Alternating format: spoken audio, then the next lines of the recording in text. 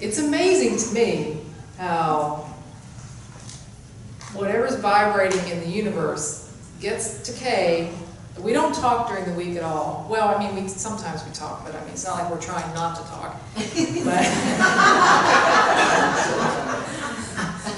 But it gets through that there's this, you know, if there's any doubt in my mind ever that we are all connected, every week it is reaffirmed over and over again by the music selections and the words that come out and what I talk about. So thank you for staying open to that, because that's what it takes. That's what it takes. So you know I've been talking about metaphysical laws, and this book is about metaphysical law. And metaphysical law is simply metaphysical beyond the physical. You know, there are laws that are applicable and that work in consciousness, in spirit, in the spiritual realm, okay, in the world of unseen. Okay, and we use spiritual laws to bring ourselves and manifest in the visible world. That's how it works. And I've been sharing with you the physical laws that kind of relate to what I'm talking about, because sometimes it's useful for us to have something physical to relate it to. All right, but these physical laws and metaphysical laws they all operate in the same universe. They're not disconnected. It's not like physical laws work over here and the metaphysical laws work over here. They all work in concert with each other. And it's important to remember that. So I want to read you the law that I want to talk about today, and it is called, as I mentioned, the law of least effort, one of my favorite laws. And it goes like this. Nature's intelligence functions with effortless ease, with carefreeness, harmony, and love. And when we harness the forces of harmony, joy, and love, we create success and good fortune with effortless ease. Are you hearing that? With effortless ease. Now remember, the definition of success that we started off is the continued expansion of happiness and the progressive realization of worthy goals. That's what we talk about success. It's not about having a lot of money in the bank. It's about the unfolding of happiness in our lives and the progressive realization of worthy goals. So that's what we're talking about getting to. And we're talking about using this nature, this harmony in nature we see, as evidence that for us, when we operate in concert with that, in harmony with that, that we also create, using the metaphysical laws, with effortless ease. But our lives don't always look like that. Because sometimes our lives look a lot about struggle, and look a lot about trying to make stuff happen. And we got to get out there and get it done. And we operate from the sense in the physical world of having to make it happen. But nature doesn't operate that way at all. I've given you the example before in the last few weeks about the volcano in Hawaii. You know, that volcano is operating with effortless ease.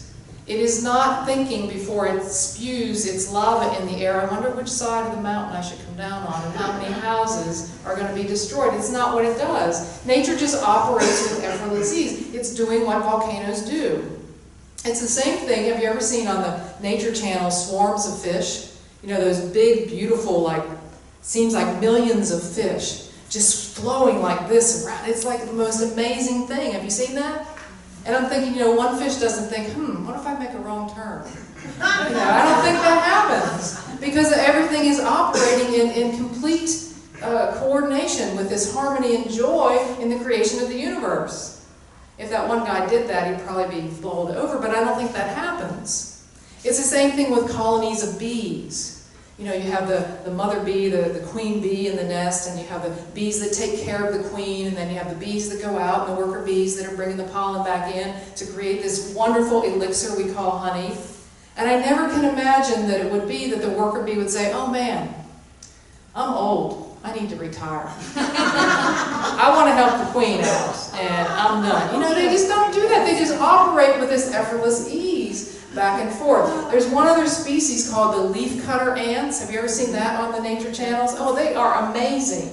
There are leafcutter ants that are the worker ones, and some of them take the waste out of the nest, and they have all these different things they do. In fact, they are the second largest complex system next to human beings in the world. Ants. Okay, and they operate that way. Again, I don't think they're deciding which job they need to do. What job they do is decided by the size of their body and their head. That's what happens. Effortlessly, carefree, just the way it works in the universe, but that's not what happens to us. Let me read this. Deepak says this: nature's intelligence functions effortlessly, frictionlessly, and spontaneously. In those examples, think about that.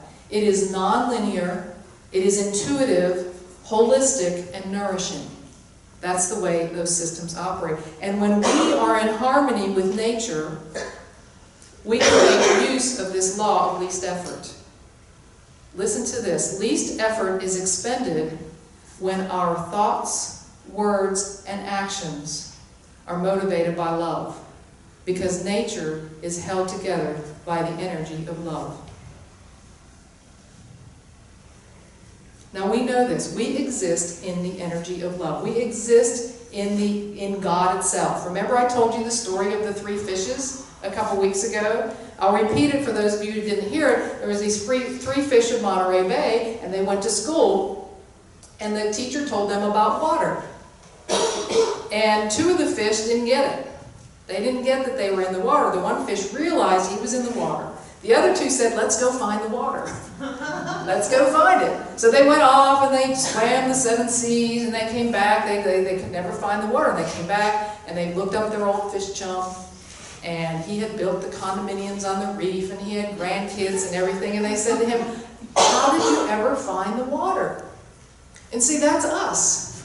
We are swimming in pure potentiality. We're swimming in Godness itself, and we're out here trying to find the water. We're trying to find the love when we exist in love itself, right here, right now. That's the truth. But we're always out there trying to find it instead, trying to look for it like those fish. Well, we realize that that's what we exist in.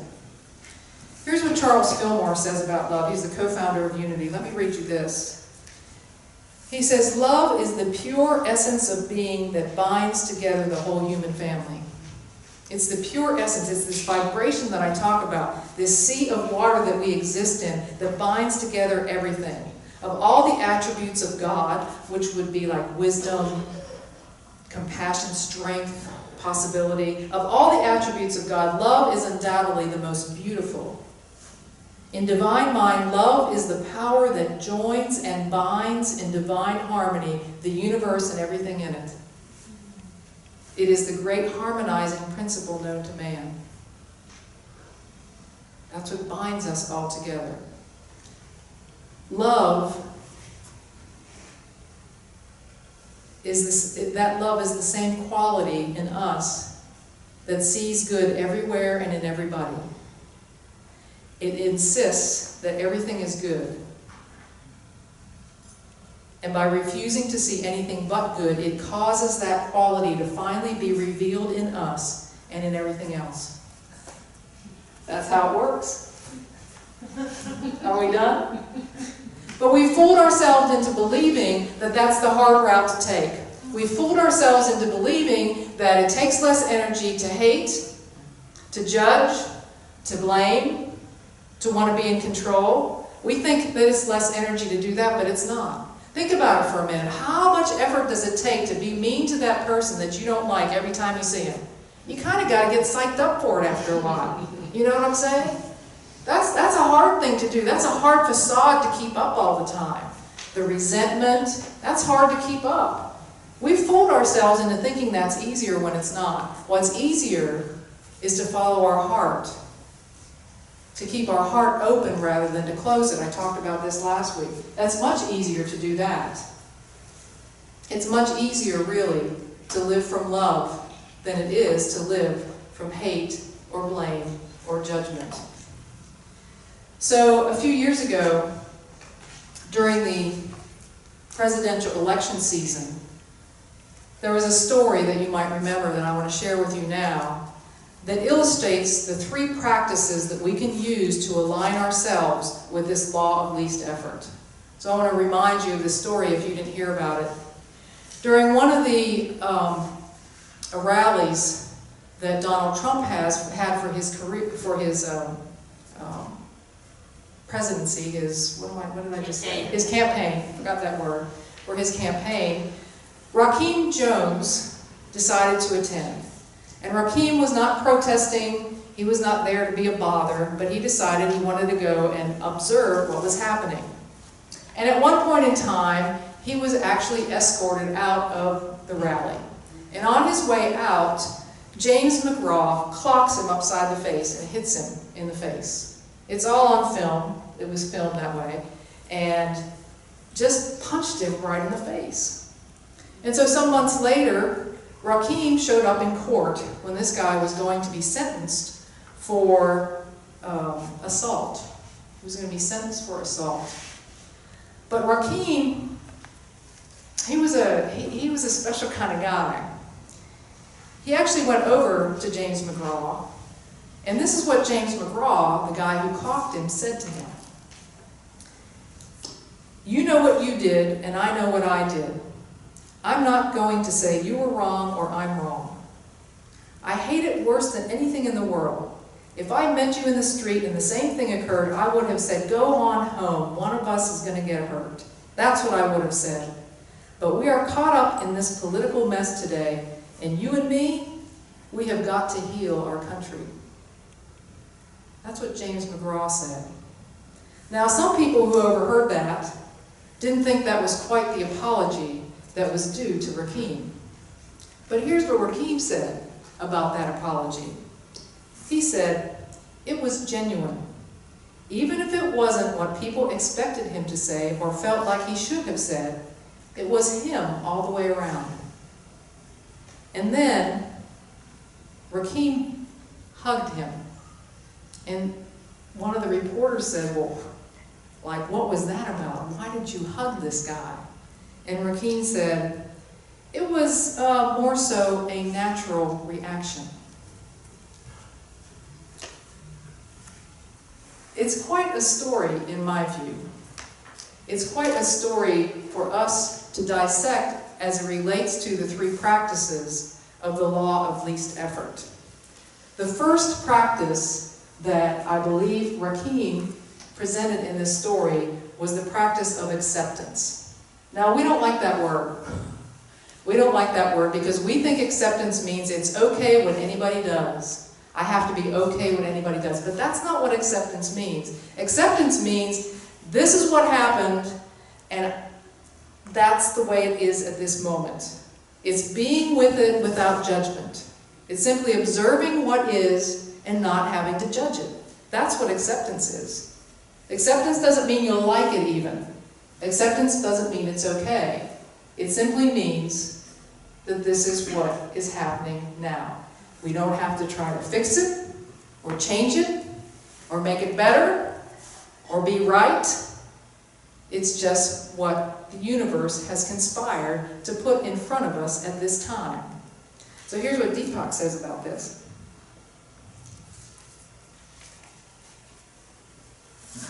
When you struggle against the moment, you're actually struggling against the entire universe. When we struggle against the moment, however difficult, however unfair we might judge it to be, we are struggling against what the universe has conspired to put in front of us at this moment in time. And who can be successful struggling against the universe? I mean, the universe I'm talking about here. Not just against the thing, but against the universe. So this idea of acceptance is deciding, hey, this is what is happening. And that's what Rakeem said. I got clocked in the face with this guy. He clocked me in the face. That's what happened to me. And when he gave me an apology, I decided that it was genuine. It was all him. That's what he could do. Instead of trying to judge it and struggle against what I think it should be, is to simply accept what is in front of me. Struggling against the universe is pretty futile. We try it. I try it. I was struggling against some traffic today. Justin was doing the same thing. But it didn't move the traffic one bit further. It still took what it took. Acceptance is the first step, the first practice in the idea of being able to live the law of least effort. Here's another word you're not going to like, the second step, and that's responsibility. Oh, yes. We don't like to take responsibility. We don't think we should have to take responsibility, especially for someone else's actions. But let's put a little bit different twist on this word. Responsibility in this case means we have a responsibility to any situation, circumstance, or person in our life. We have the ability to respond from love. We have the ability to respond from that pool that we're in as that fish that we exist in. We have the ability to respond the way we want to respond. It's not a given. There's not only one way. There are multiple ways. And we have the ability to be creatively responsive. I think Rakim was that way. Even in the apology that James gave, he said, you know what? Me and you, guy I just clocked in the face at a Trump rally, me and you, we need to heal the country. You know, where did that come from? That's a response you wouldn't have expected, right? And what about the hug? The hug. Like he had the ability to respond differently than maybe some of us in here in this very room would not have done. You know, Jesus was the great responder to things like that. In John chapter 8, verses 3 to 11, he tells the story, and some of you are familiar with it, about the woman that the Pharisees bring before him, who they say has committed adultery, and the punishment for adultery is stoning. And they're trying, of course, to trick Jesus. And what does he do in that story? He doesn't attack them. He responds really creatively by doing a simple thing. He squats down on the ground, and he starts sketching in the dirt, or doing whatever he does in the dirt. And you know what he says, and he stands up and he says this. He says, all right, whoever among you is the first without sin, you throw the first stone. That's a pretty creative response. And what happened?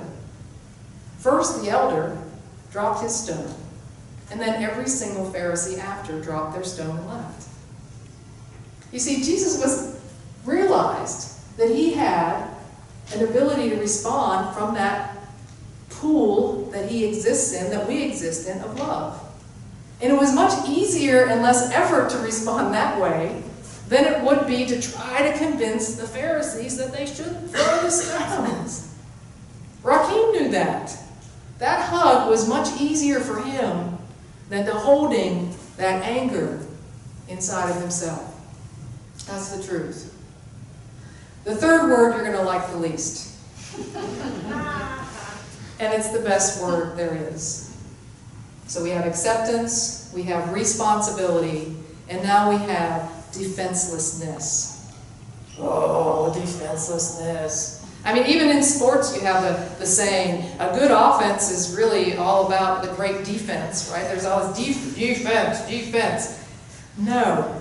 In order to practice the law of least effort, we need to stop. We need to stop defending our point of view. We need to stop defending our point of view. Did Jesus defend his point of view? No, he responded creatively. Did Rakim defend his point of view? Did he try to teach James McGraw what he should have done? No. And he was able to come from love. That's what we're trying to get to. We need to stop trying to... Has it ever worked, by the way? Trying to convince someone on the, let's say, opposite side of the fence that this is what they should believe? It doesn't work with your children. All you have to do is stop doing that. What are they going to do? They're going to do it until they decide to stop. We need to decide if we want to use this law of least effort, not to defend our point of view. That doesn't mean we don't stand up for what's right. It simply means we come from love. We come from that place within us that is less effort than judging, blaming, defending, those places that don't work to begin with, that close our heart down instead of open our heart. Here's the gift of these practices. I'll read from Deepak. Here's what we can expect. I always like a bottom line to this stuff, because it's just not about the stuff. It's just not about, oh, this is good stuff to do. But here's what you can expect if you put these into practice.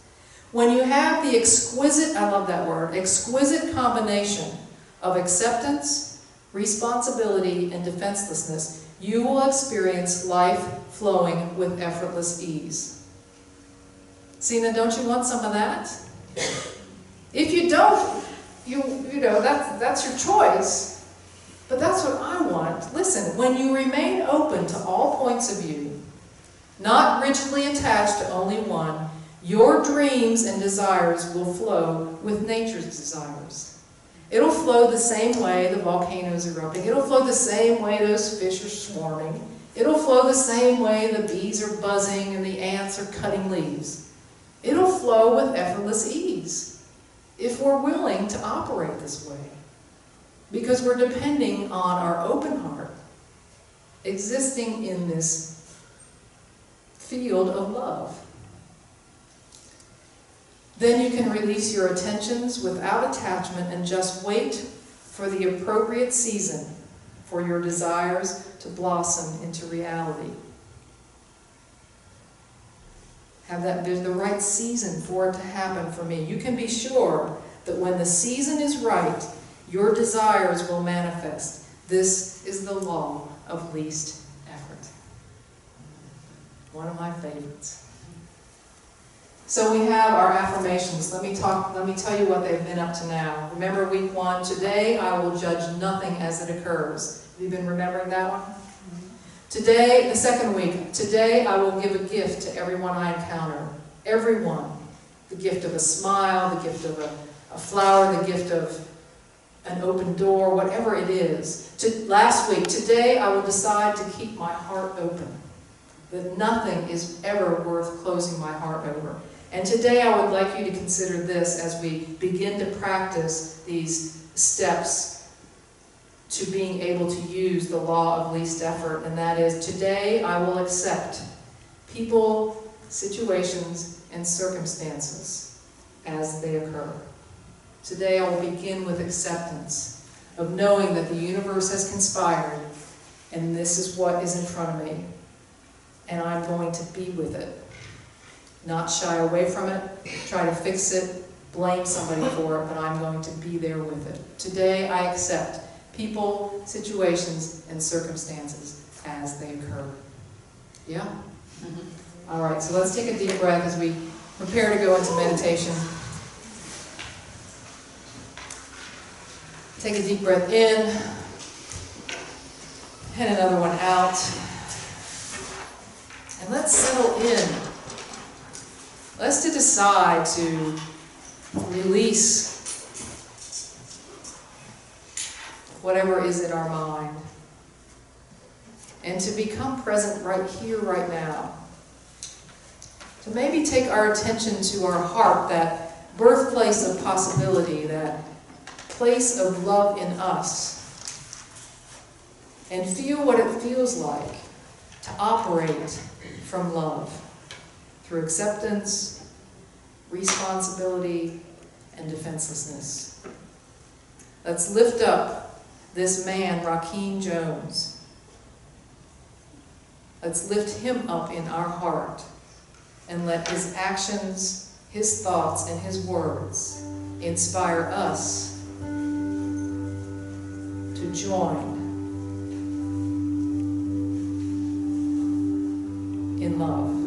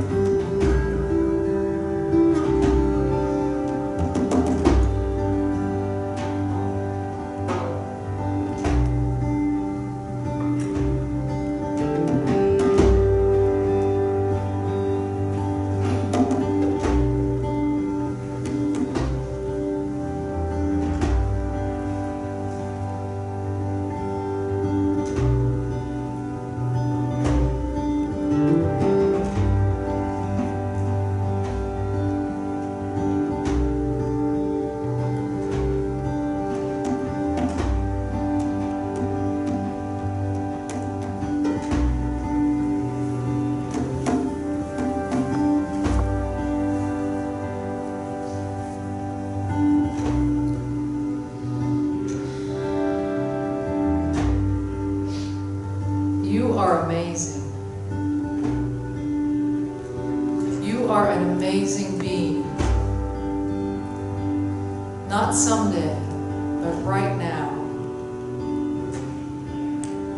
You exist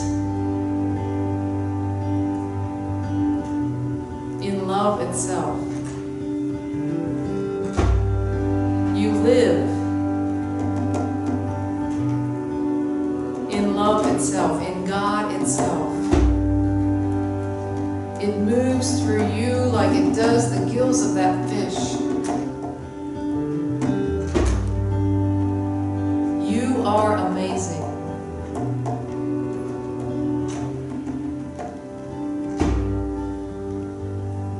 You have the ability to be love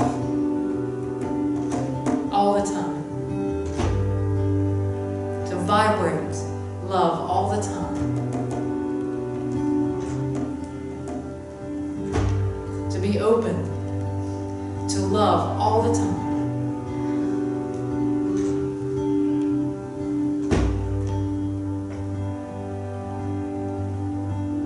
You are amazing. Right now.